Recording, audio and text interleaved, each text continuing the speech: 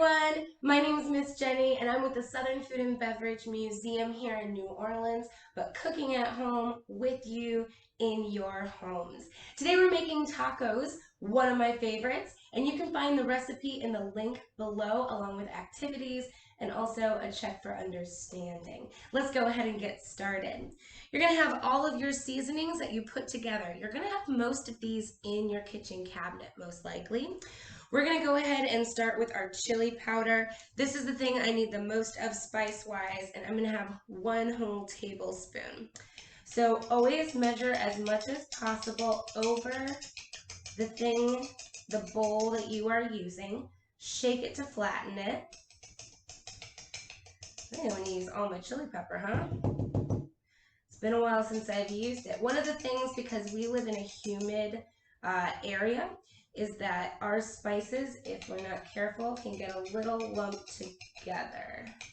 There we go. And just a tiny bit because it wasn't going in the spoon. All right. My essentially 1 tablespoon of chili powder is in. Now I need 1 teaspoon of smoked paprika, but here's the thing. I don't have smoked paprika. I have gourmet paprika, and I don't have a teaspoon. I have a ½ teaspoon. So how many ½ teaspoons do I need to put in here to make 1 teaspoon? You say 2? You are absolutely right. So I'm going to use the big side so that I can stick in my ½ teaspoon and scrape it against the edge like that. 1, 2, and put it in. Now I'm going to need another teaspoon, this time, of cumin. We actually have a lot of cumin in our house for some reason. I think it's one of those things I go to the grocery store and I just keep buying for some reason. All right, so again, I need 1 teaspoon of cumin, but I only have a ½ teaspoon. What am I going to do? Dose.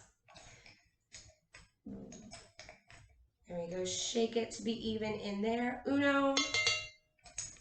Y. Dose. Bueno. Next, I'm going to need a ½ teaspoon of cayenne pepper. Now, we have a lot of cayenne pepper in our house because we use cayenne almost all the time with all of our Creole and Cajun dishes. Oh, I actually need a 1/4 of a teaspoon. Look at me. All right, this is my 4th teaspoon. I'm going to put it in here, kind of even it off, shake it in the can to get it to be flat. And there we go. All right, I need a ½ teaspoon oregano. I take these little lids off so I can actually get my measuring spoon in there. Shake it to be even. ½ teaspoon done. All right, now I'm going to need a ½ teaspoon of salt.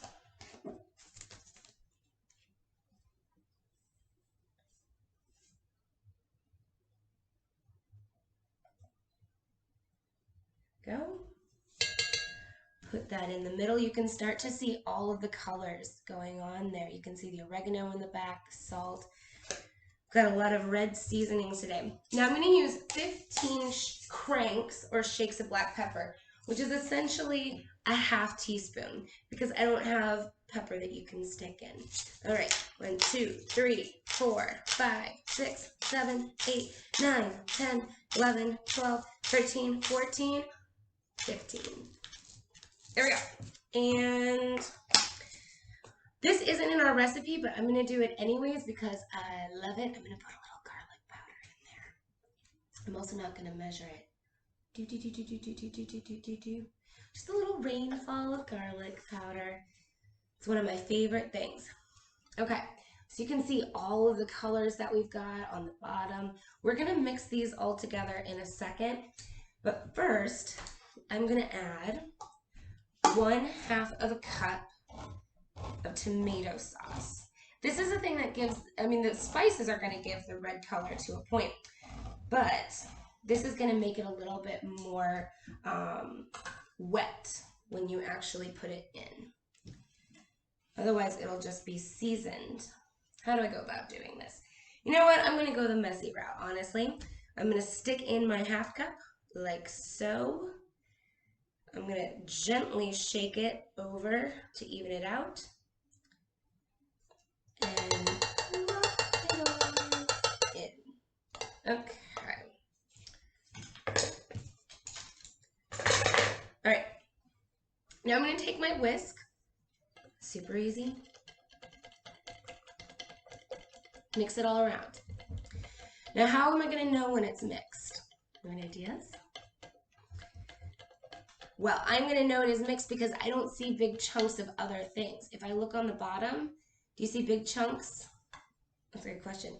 Actually, I do. Right there on the rims, you can see that there's some seasoning. So I'm going to take my whisk and attack those edges like that. And mix it together. It already smells spicy. Okay. The next thing we're going to do is we are going to brown the meat. We're going to be using ground beef today. It's pretty easy to get for the most part. You could use chicken or steak or even just mushrooms and peppers if you want to go the veggie route too. All right, we'll see you in a second. I've got my trusty induction burner right back over here. If you hear a little bit of a hum, that's what's going on. The induction burner is a little noisy. I also have my ground beef right here. Last time when I was making the burger video, they only had brisket. Shockingly, they actually had beef, which is fun. I'm going to take it like this, and I'm going to break it off in chunks into the skillet. Sometimes I like to saute onions and peppers along with the beef. I might do that later, but we're going to keep it pretty simple today. Okay. You're going to want to break up the chunks of meat with your spoon. You can see like this. I want to break it up and get it into smaller little bits. Apparently, I also want to spread hamburger meat all over the table. Why not? It's Friday. Break it up until it's really tiny little chunks. It's still going to look thready, but you want small little bits, kind of like that.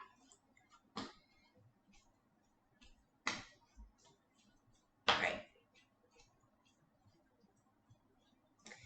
Give it a little space on the burner amongst itself. One of the biggest reasons is if you cover the entire burner with whatever you're cooking, whether you're cooking hash browns in the skillet or you're doing this ground meat, it starts to boil it and steam it instead of actually cooking it.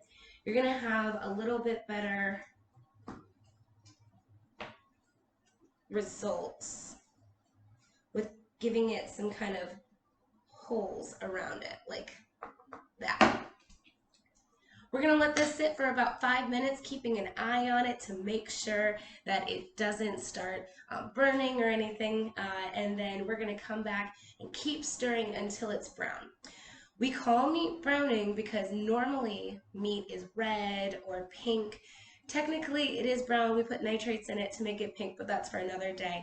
But when it is pink, that is a way to indicate to our eyes that it's raw. So when we brown something, we are turning it into something that we want to eat and cook, specifically with meat.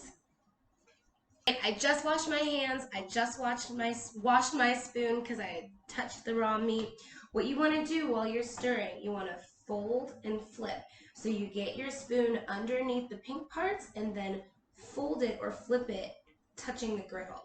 I've got a lot of fat in the bottom of my pan, and this is almost done browning.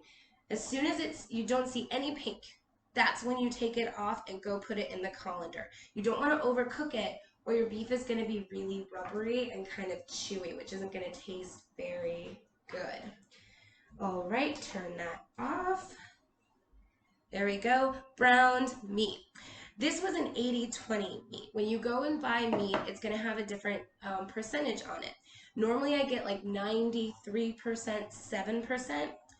The larger percent is how much is meat. So 80% of what that was meat, 20% was meat fat.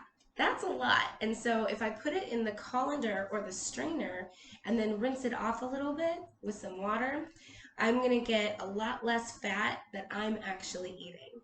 We'll see in a second. Now I have my meat in the colander. It's been rinsed off. I'm going to put it right back into my skillet and make sure I'm on a low number. We'll do 3. That'll work. Spread it out a little bit. Now you're going to take your taco seasoning and make sure you're scraping all the way in.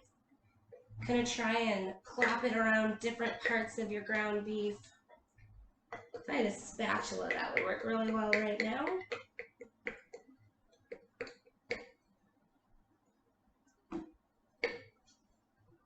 All those corners. Okay. Now you are going to slowly start incorporating, aka mixing, the meat with the sauce. You want it to look the same, so you don't want chunks of ground beef that aren't red. You don't want chunks of red. You want it to be the same color in every part to have sauce.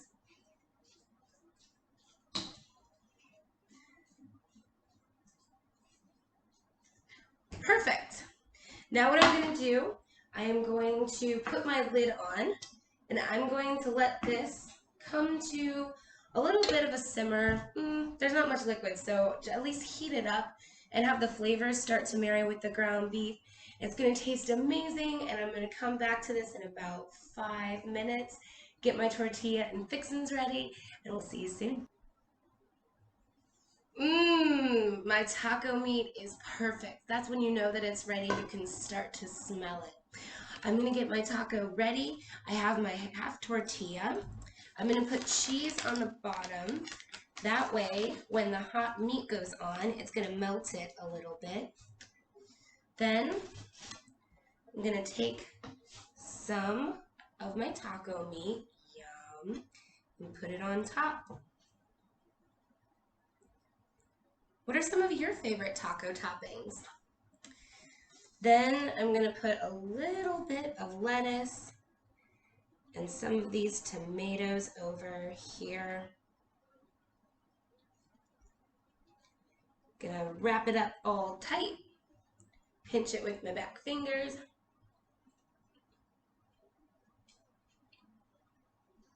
Oh.